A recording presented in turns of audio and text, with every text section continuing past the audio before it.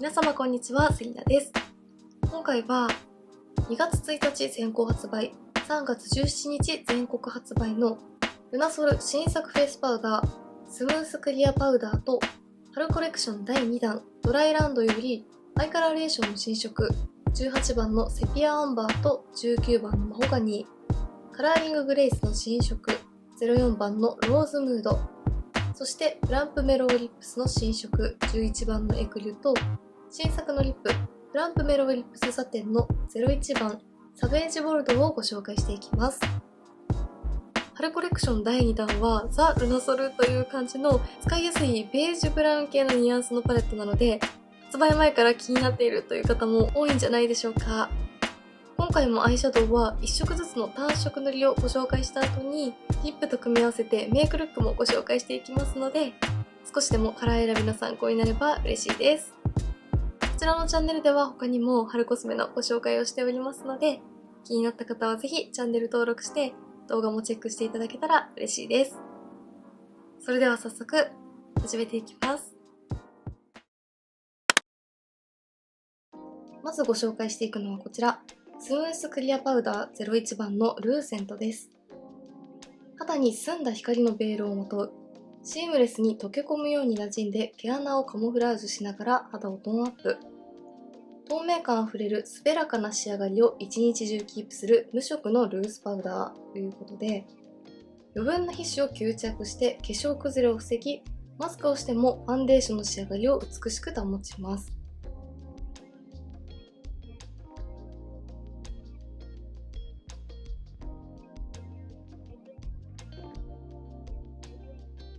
続いて春コレクション第2弾ドライランドよりアイカラーレーションの新色2色、長い年月が作り出した大地という奇跡、風が描いた砂紋や重なり合う地層のように少しずつ表情の異なる色や質感を織りなしてナチュラルな立体感を演出する4色セットアイシャドウ。肌と調和しながら本来の骨格を美しく引き立てて洗練された芯の強さを感じさせる眼差しへ。18番セピアアンバーは繊細なベージュカラーが目元の立体感を引き立てるセピアアンバー。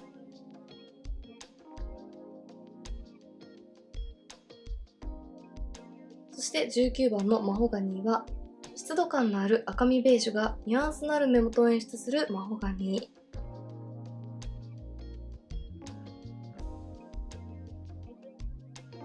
続いてカラーリンググレーズの新色、ナチュラルな陰影で骨格を美しく見せて、薄膜のパウダーが肌に溶け込むように馴染んで透けるように発色。艶やかな色と光を溶け合わせてにじみ出るような血色感と美しく自然な立体感を演出する2色セットのチークカラー。今回ご紹介する04番のローズムードは深みのあるカラーが繊細な発色で静かな血色感を演出するローズムード。続いてプランプメロウリップスの新色、触れた瞬間とろけてフィットしみずみずしい色艶が溢れ出す。濃密でありながら透明感のあるカラーがフレッシュに艶めき、唇の質感や丸みを引き立てて生っぽい仕上がりのリップスティック。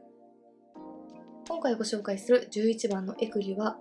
明るい黄身ベージュが透けるように艶やかに発色するエクリュ。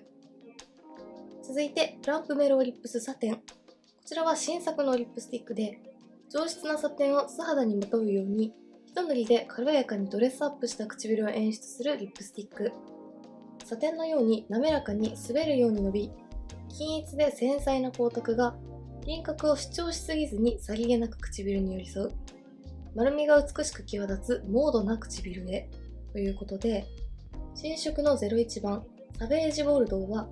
ブラウンのニュアンスを潜ませ大人の洗練をまとうようなサベージボルドー。まずは新作のスムースクリアパウダーからご紹介していきます。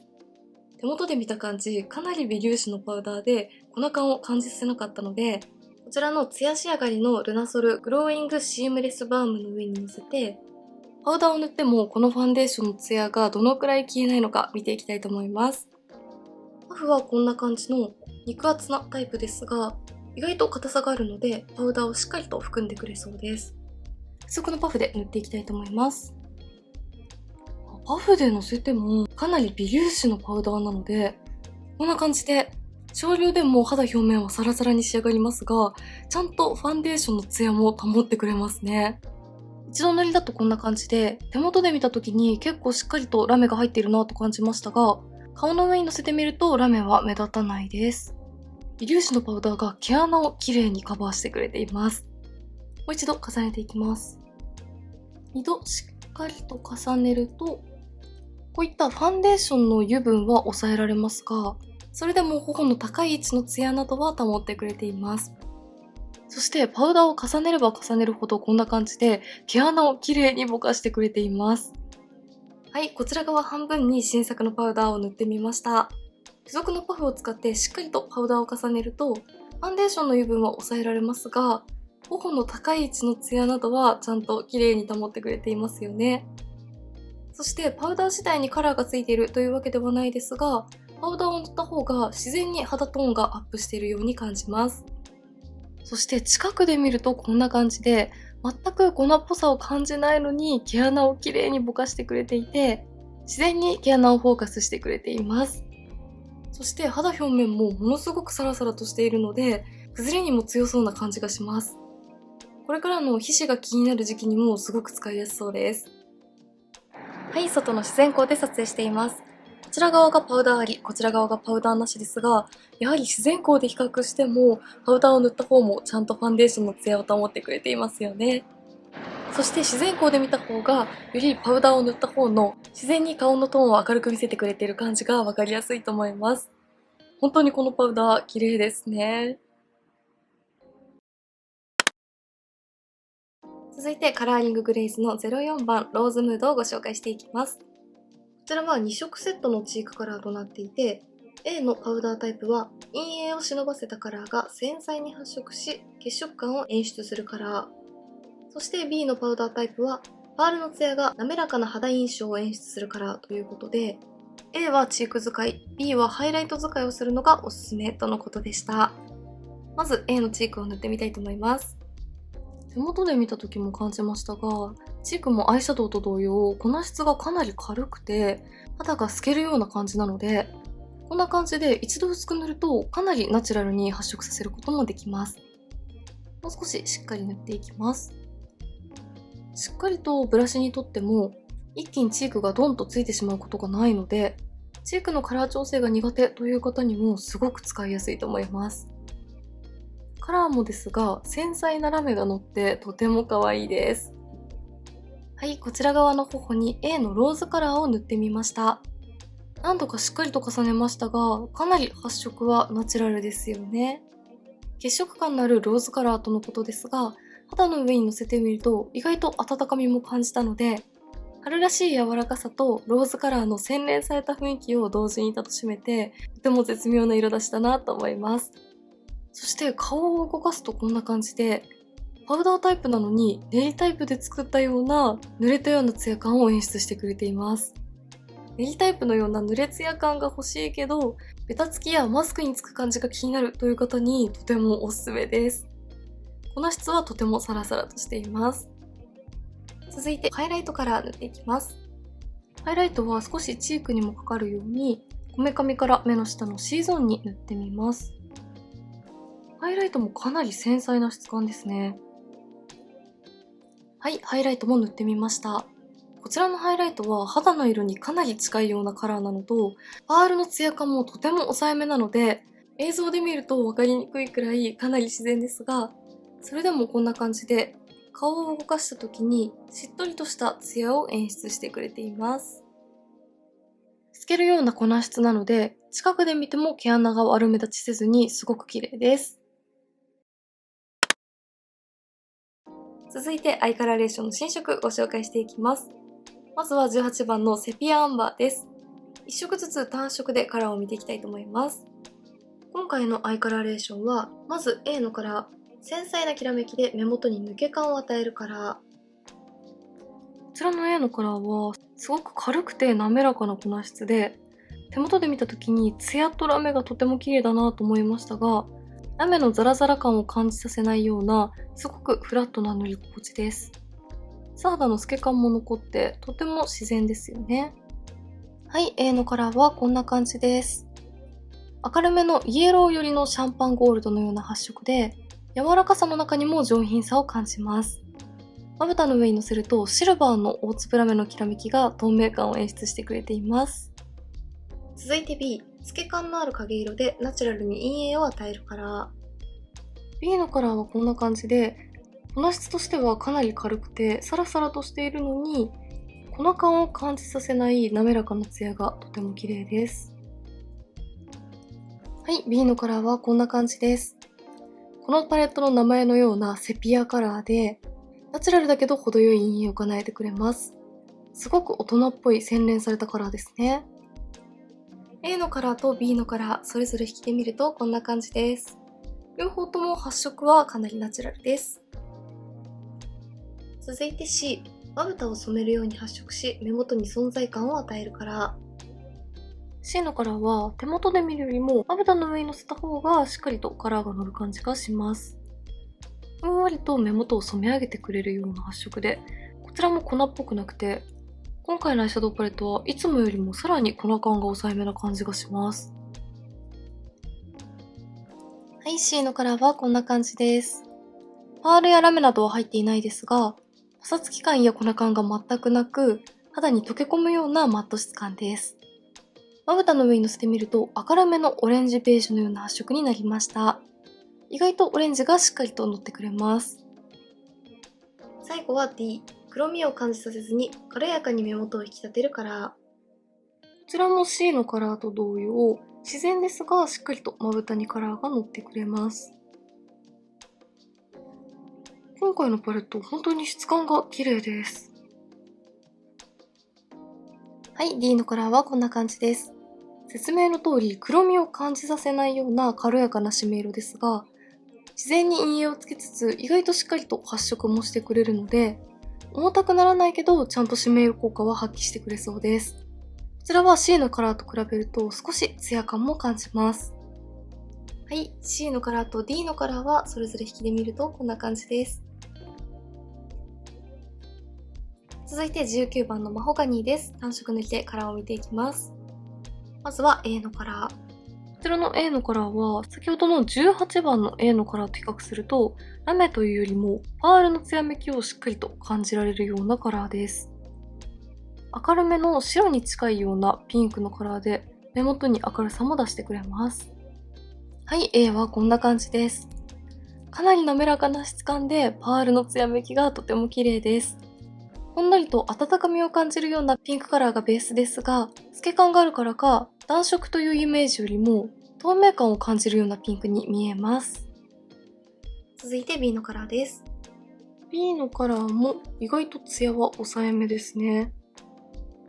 18番のパレットと同じ構成とのことでしたが、こちらの19番の方がラメが抑えめで、カラーがしっかりと発色するような感じがします。はい、B のカラーはこんな感じです。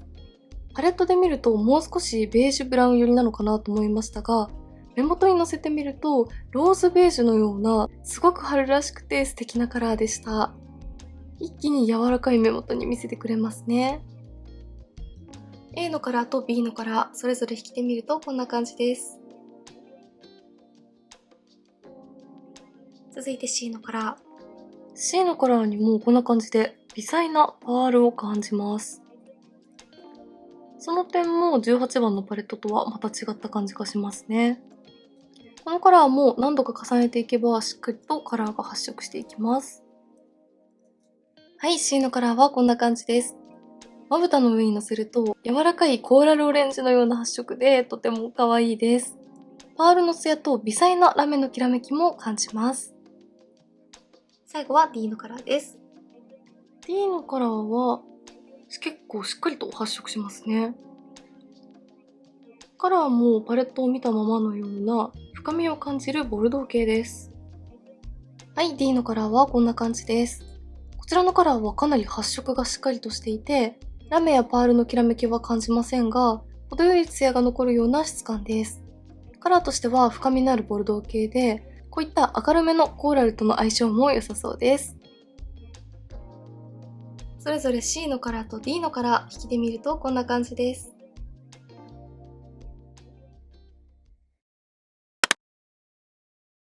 続いてプランプメロウリップスご紹介していきます。チークのご紹介の時から塗っていて一度塗り直しをしましたが、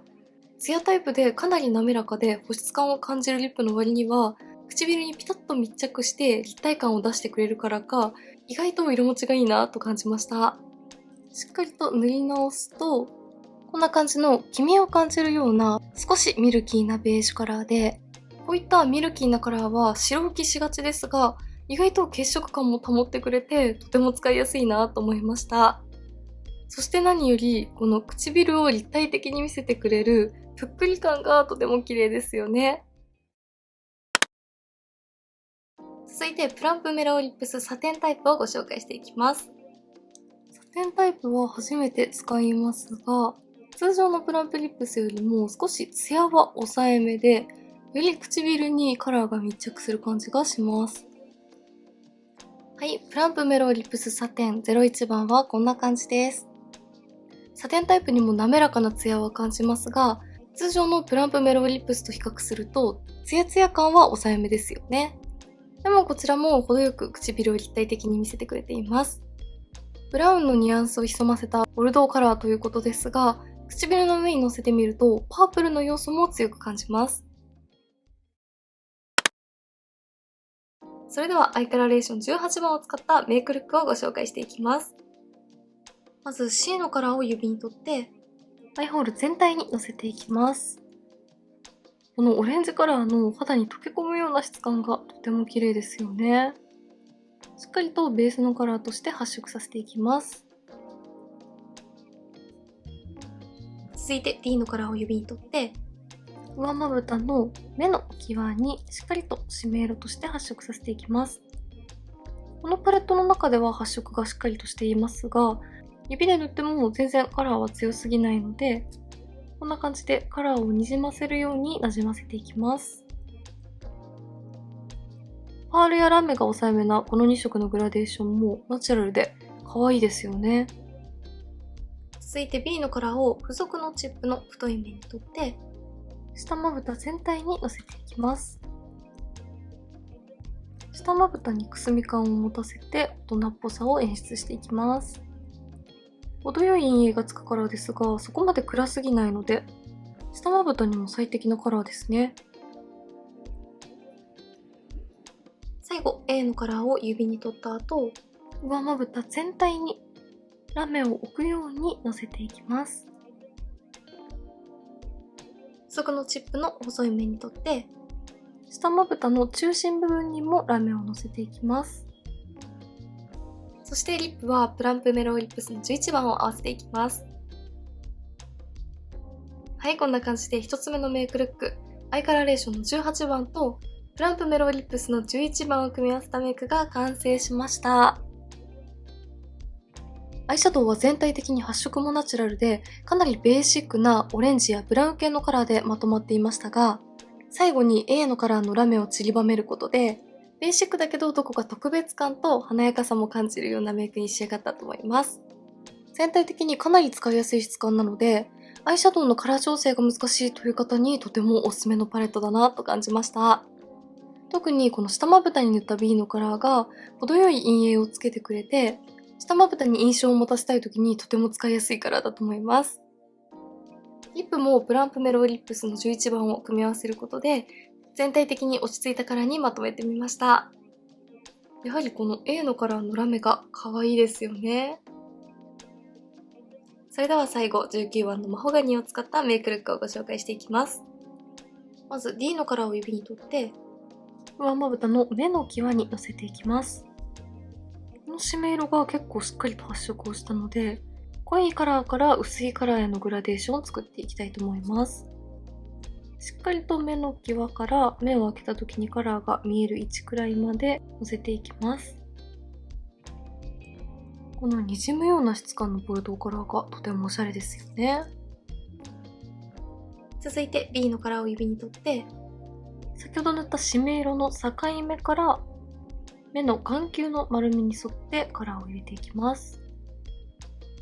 上からツヤとさらにくすみ感を足していきます。続いて C のカラーを指に取って、上まぶたの黒目の中心からアイホールに向かってオレンジをにじませていきます。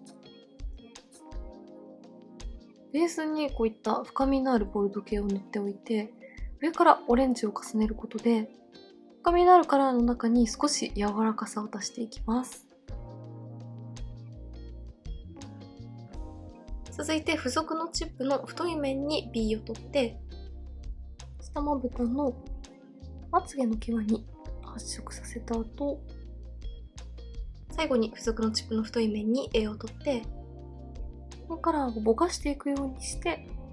A のカラーをのせていきます。